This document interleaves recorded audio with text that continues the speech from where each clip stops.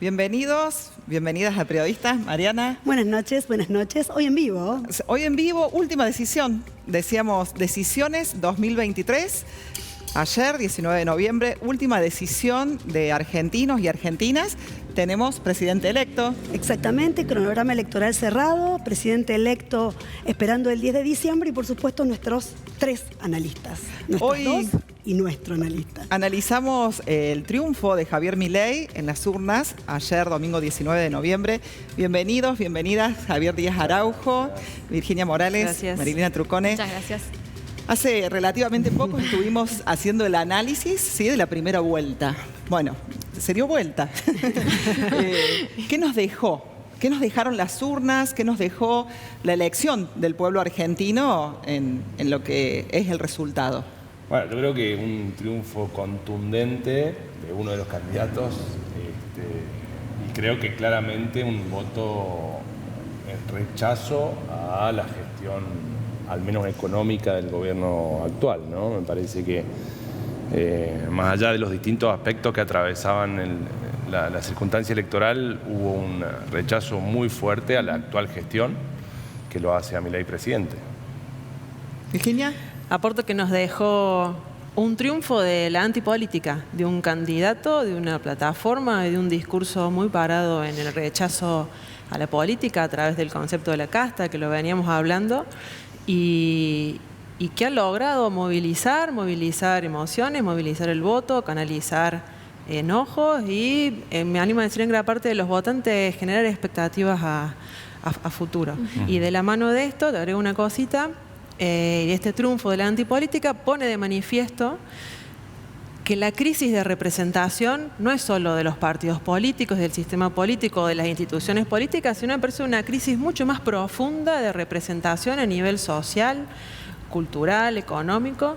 Digo, me parece que hay que hurgar mucho a lo largo de la historia argentina para encontrar un candidato como Sergio Massa que haya llegado a una elección con tantas expresiones de apoyo de sectores claves de la sociedad, la cultura, la economía y la política, y sectores hasta contradictorios entre sí.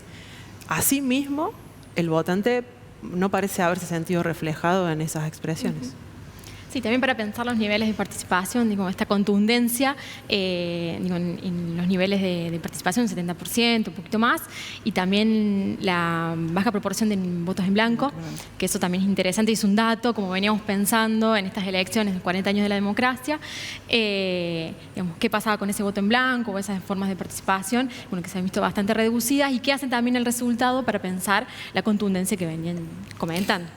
Algo que decía recién Virginia, ¿no? Cómo reflejaron los medios de Estados Unidos, que es a quien él referencia, ¿no? Como a dónde va nuestra política exterior, como alguien venido de los medios de comunicación. O sea, hace 2 años que vos decías, era ¿no? panelista de Intratables. De hecho, vamos a decir así, es un outsider de la política. No, por más que en este último periodo, Juntos por el Cambio, Mauricio Macri y Patricia Bullrich se hayan sumado y se hayan apoyado, digamos, bueno, parece que Javier Milei como figura es el que logró condensar el apoyo. Sí, sin pretender ser contrafáctica. Seguramente igual hubiera ganado sin el apoyo del PRO. Estuvieron muy rápido, tanto Bullrich como Macri, en reaccionar esa misma noche y decir, bueno, nosotros te apoyamos. Pero me parece que no era necesario para el De hecho, se trasladan casi completamente los votos de Bullrich y Schiaretti, digamos, de lo que había sido la general, ¿no? O sea, si uno cuenta cuál es el crecimiento que tuvo Massa y los votos que obtuvo Milei, prácticamente quienes rechazaron en primera instancia al gobierno, aun cuando el gobierno ganó esa elección y eligiendo otras opciones, ahora volvieron a votar en contra del gobierno.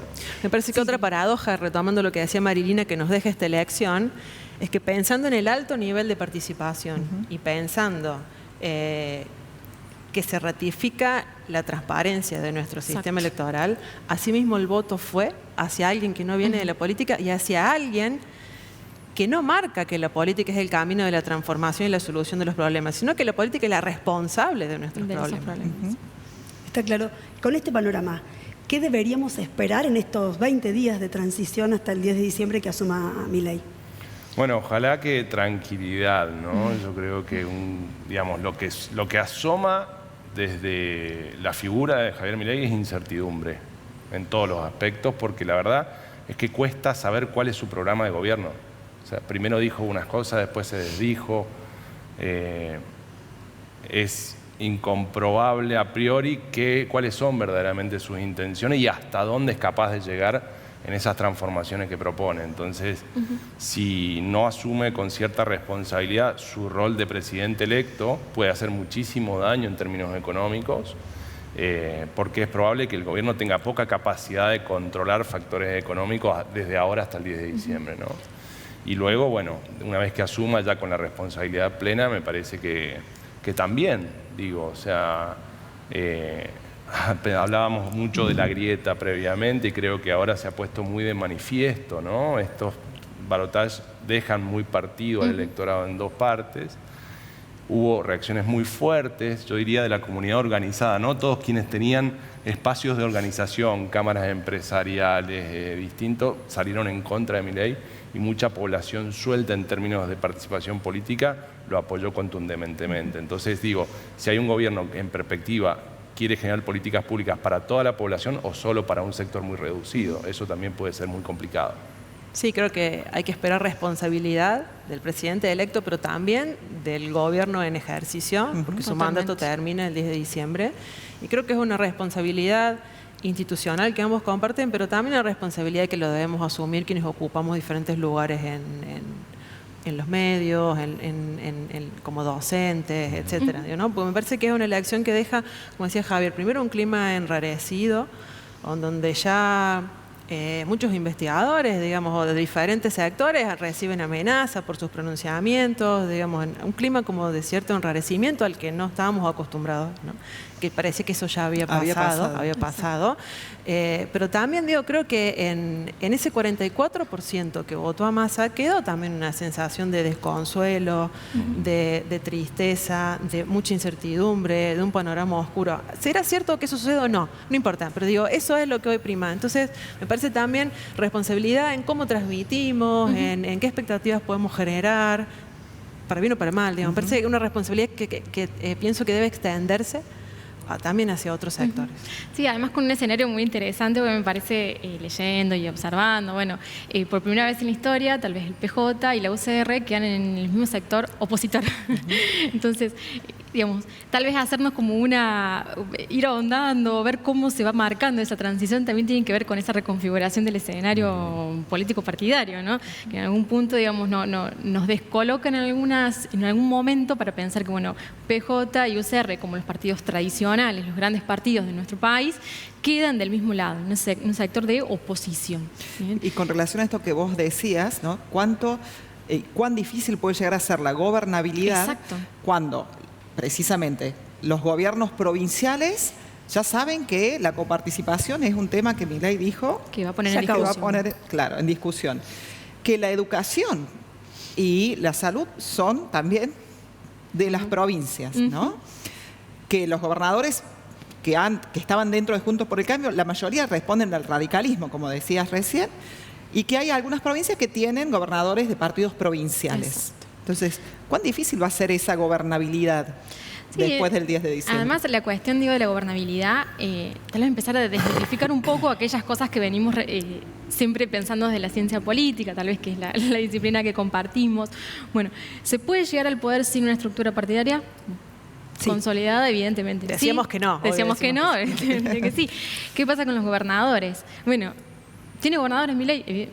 La lectura dice que no, pero bueno, hay que ver también... Agregó sin tener la provincia de Buenos Aires. Sin tener provincia de Buenos Aires. Otro eslogan. Claro. Ese es otro eslogan, dice, no se ganan las elecciones sin provincia de Buenos Aires. Evidentemente, es otro mito vencido, ¿no? Sí, porque quizás yo creo que ahí es un escenario abierto, digamos, ¿no? Porque me parece que no tenga gobernadores del mismo signo, yo no cerraría ahí en que eso es dificultoso para la gobernación. Porque el mismo sistema democrático y lo que es la división de poderes le atribuye al Poder Ejecutivo no solo la ley de la coparticipación, sino toda una serie de cajas y partidas que son discrecionales. Entonces, de pronto eso puede dejarlo, hasta incluso bien parado a Milei, en una negociación con gobernadores que hoy aparecen con sus provincias, como Córdoba, con sus deudas y con sus cajas debilitadas. Bueno, ahí hay que ver cómo se abre la negociación. Yo agregaría, más que la gobernabilidad en manos de la representación política, la poca permanencia ¿sí? O la volatilidad de los electores y de su paciencia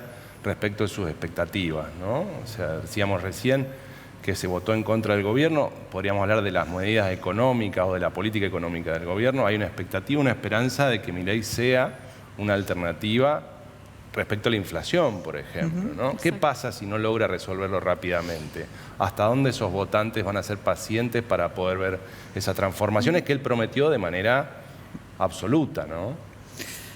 Nos hace seña de que vamos a la pausa y bueno, dentro de estas cosas que vos planteabas, Javier, y que las colegas también, tus colegas también, esto de que el mensaje de anoche de Milei fue no gradualismo. Por lo tanto, ahí hay un interrogante fuerte, grande, para ver si lo puede lograr y cuál es, como decías vos, la expectativa de quienes lo votaron. Vamos a la pausa.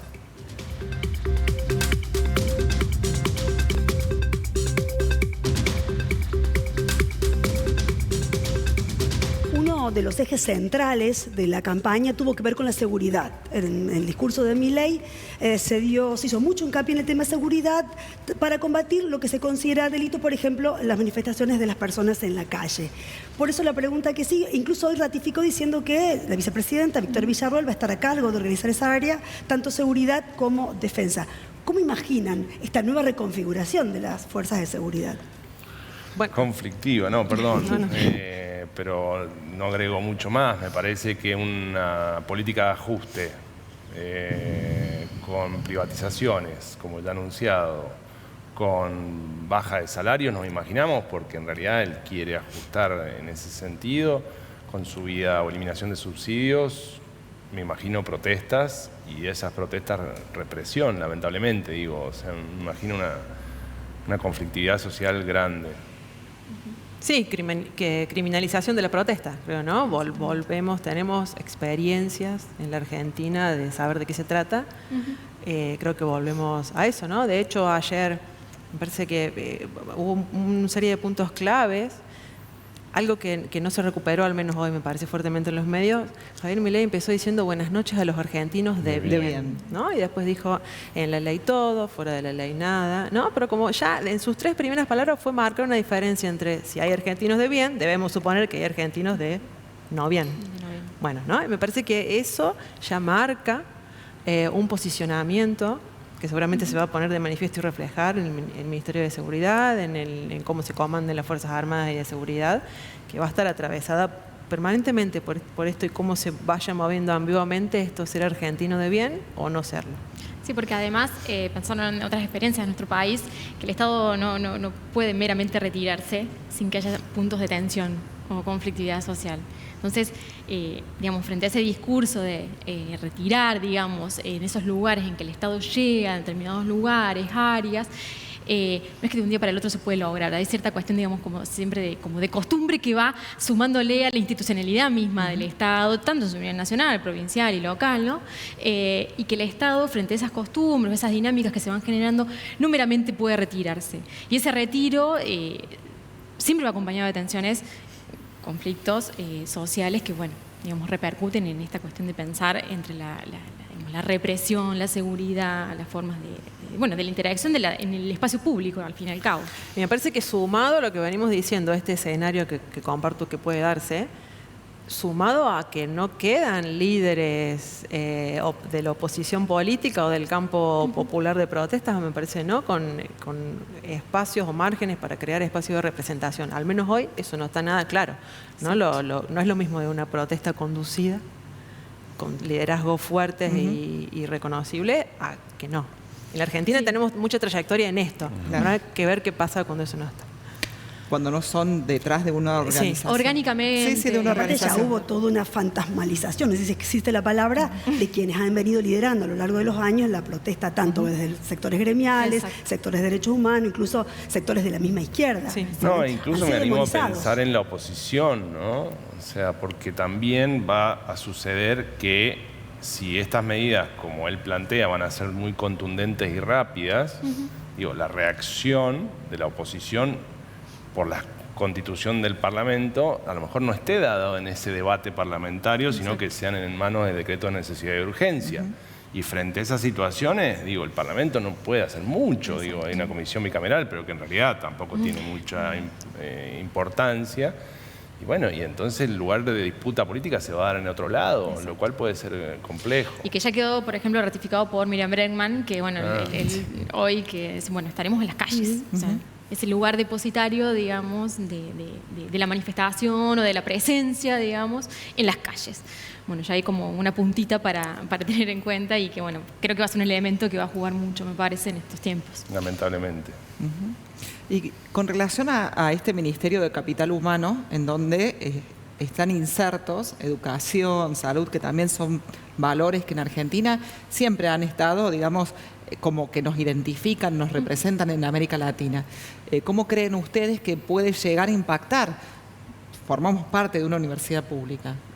El tema de modificar, bajar de categoría estas dos áreas tan importantes. Bueno, yo creo que ya el nombre nos dice mucho, capital humano. Lo humano pasa a ser un bien de capital. Tenemos bienes financieros, ahora vamos a tener un bien humano, un capital, capital financiero, vamos a tener un capital humano. Digamos, ¿no? Me parece que va muy en sintonía, en consonancia con lo que propone Milei de una retirada del Estado para un avance del mercado. Y parece que está concibiendo a lo humano ahí dentro de un juego de mercados, que eso ya dice mucho para lo que es la tradición de educación pública, de salud pública, de reconocimiento de derechos, por no seguir hablando de otros aspectos, que creo que con todos sus efectos están arraigados en nuestras experiencias más cotidianas de vida.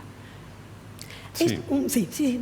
No, a ver, creo que en definitiva, muy bien lo decían, lo que está en juego es una idea social donde el Estado cumple un rol fundamental para la igualdad de posibilidades, ¿no? O sea, roto ese paradigma, ese ideario,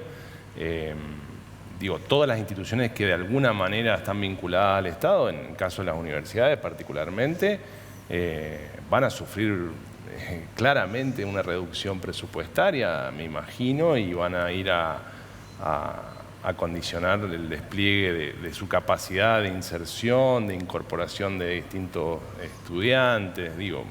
Lamentablemente tenemos que pensar en esos términos porque es lo que se ha planteado también durante la elección. No es que nosotros nos imaginemos un futuro, sino que es lo que se dijo. Eso también es importante, es ¿no? realmente justo iba a preguntar porque Macri, que hizo muchas de estas acciones o que llevó adelante muchas de estas acciones, le decía a Scioli en el último debate que no, estás mintiendo. Las escondió. Las escondió, no las hizo explícitas. Pero Milei lo dijo una y otra vez y fue elegido por eso. Además, para mí un signo de época también, que la argumentación o el debate argumentativo no impacta en los vínculos políticos entre dirigentes y electorado, ¿no? El debate, por ejemplo, finalmente no tuvo ninguna relevancia y fue muy contundente, si uno lo piensa en términos argumentativos, de presencia de razones, ¿no? O sea, pareciera que las razones no importan y es complejo.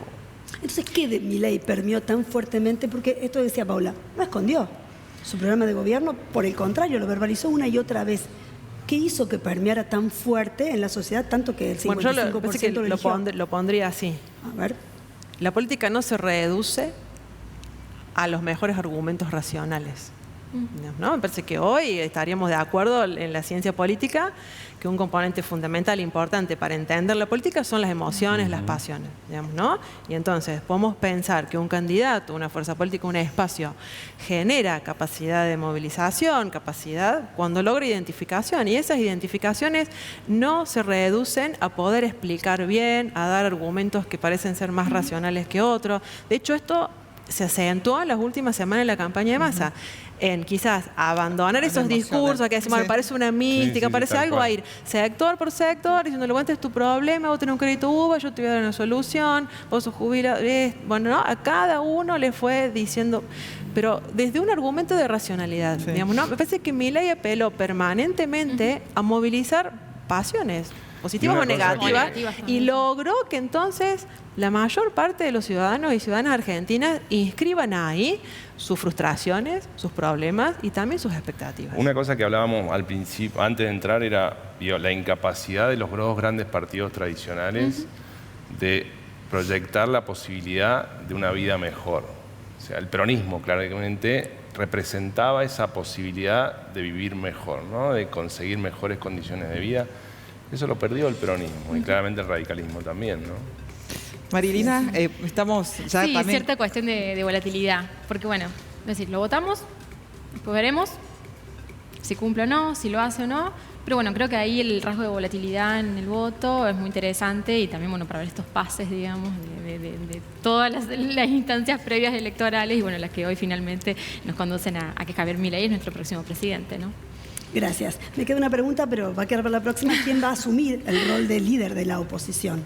¿Se animan a dar un nombre ya? Yo no daría por muerto a Sergio Massa y obviamente Axel Kicillof Bien. es, creo, la figura importante. Yo no me animaría a decir que esto es ponerle la tapa al ataúd de nadie. Sí, Eso eso con total certeza. No me animo a dar nombres. Kicillof, para mí, ahí hay una cosa ahí dando vuelta generacional. Bien. Hay un dato también que hablábamos con Mariana antes del programa, es que dentro de las cámaras, digamos, es gente que viene del kirchnerismo. Exacto. Digamos, quienes van a ocupar las bancas son Exactamente. personas que vienen del kirchnerismo. Exactamente. Bueno, pausa, ya volvemos. Por supuesto que le agradecemos la presencia en un día feriado, que se hayan llegado hasta UniTV para poder dialogar, para poder hacer un análisis desde nuestro territorio, desde Villa María, digamos, con nuestras concepciones y también en un territorio cordobés que fue determinante para la elección de ayer domingo. Gracias, Gracias. Javier Díaz Araujo, Virginia Morales, Gracias a ustedes. Marilina Truconi. Muchas gracias. Ya volvemos.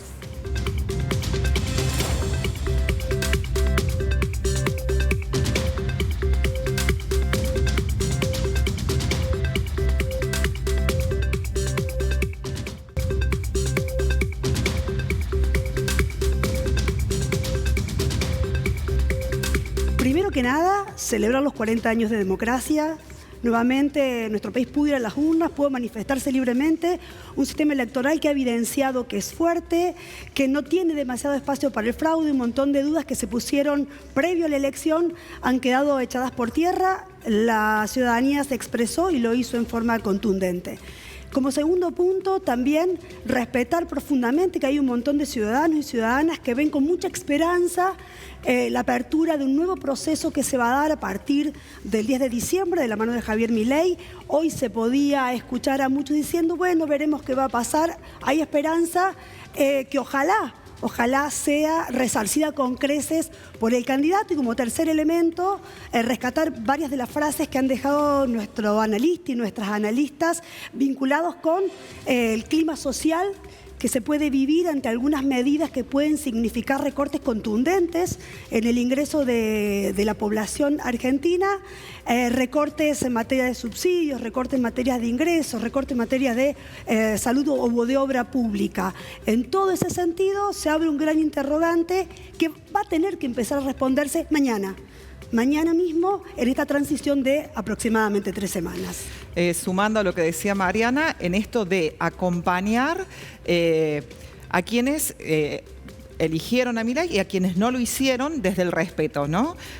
Algo que planteaban también Morales, Díaz Araujo y Trucone, esto de la posibilidad de pensar de que el voto ha sido emocional. Y como ha sido emocional y está atado a nuestras pasiones, que eso no implique, digamos, profundizar las diferencias, los odios y una lamentable situación de posibles conflictos sociales, sino todo lo contrario, que celebremos, como decía Mariana, que tenemos un sistema electoral sano, que pudimos votar libremente y que el 10 de diciembre hay un nuevo presidente. Veremos así cómo procedemos cada uno, cada quien, a través de nuestras actividades, en el caso nuestro como docentes, como periodistas, para poder acompañar esto que comienza con una nueva etapa. Exactamente, tanto el 55 que votó a uno como el 44 que votó a otro, nos toca ser absolutamente responsables de no generar nuevas grietas, de habilitar la convivencia, de mirar al costado y acompañarnos. Estaría bueno que eso pase de aquí en más y poder resarcirnos de algunas veces que por allí en el pasado no se dio tan fuertemente. Ahora hay que esperar y confiar en que todo pueda ser mejor, Paula. Agradecemos, como es habitual, a quienes nos acompañan con la indumentaria, con el peinado y con el maquillaje. También a técnicos, sí, de UniTV, que hoy nos acompañan en un día feriado, sí, y que están poniendo al aire. Y como es habitual, pueden recuperar estos contenidos los días jueves y los domingos a la hora 21:30 y por las redes sociales. Muchísimas gracias. Buena semana.